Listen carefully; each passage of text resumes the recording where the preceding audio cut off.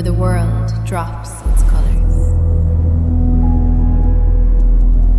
No golden light, no illusions.